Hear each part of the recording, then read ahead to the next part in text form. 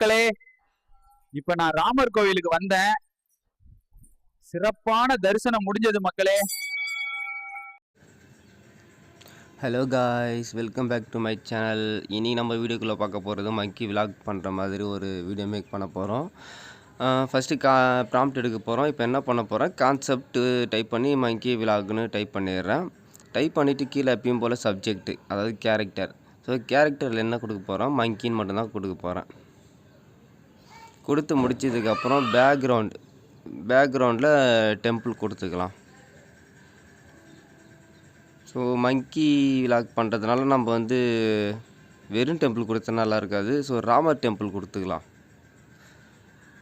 நல்லாயிருக்கும், சூட்டபிளாக இருக்கும். So Ramar temple கொடுத்ததுக்கப்புறம் ஆக்ஷன். நீங்கள் ஆக்ஷன் இங்கிலீஷில் தான் கொடுக்கணும்னு கிடையாது, நம்ம தமிழ் ஃபாண்ட்டிலே கூட உங்களுக்கு தெரிஞ்ச மாதிரியே கொடுக்கலாம்.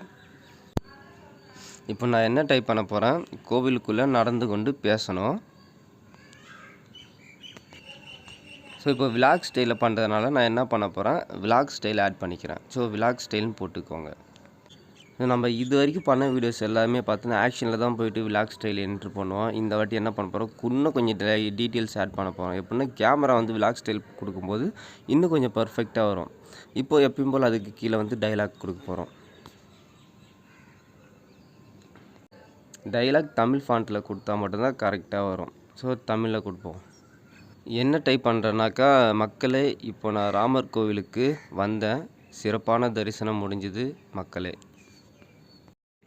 ஸோ இப்போ கொடுத்த டெஸ்ட்டு நம்ம ப்ராம்ப்டாக சேஞ்ச் பண்ணோம். ஸோ நம்ம என்ன பண்ண போகிறோம், create VO3 motion prompt type பண்ணி என்ட்ரு பண்ணிடுறேன்.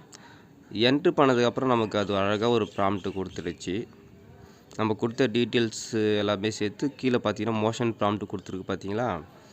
ஸோ இதை நம்ம காப்பி பண்ணிக்கணும். மோஷன் ப்ராம்ப்ட்டு டைலாக் இது ரெண்டுத்தையும் மட்டும் காப்பி பண்ணி ஜெமினி ஆப் ஓப்பன் பண்ணி அதில் வீடியோ ஆப்ஷனை எனேபிள் பண்ணிட்டு அதில் பேஸ்ட் பண்ணி ப்ராசஸ் கொடுத்துடணும்.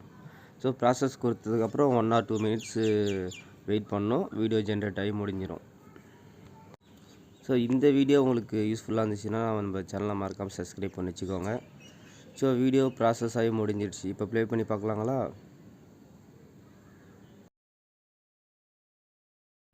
இப்ப நான் ராமர் கோவிலுக்கு வந்தேன், சிறப்பான தரிசனம் முடிஞ்சது மக்களே.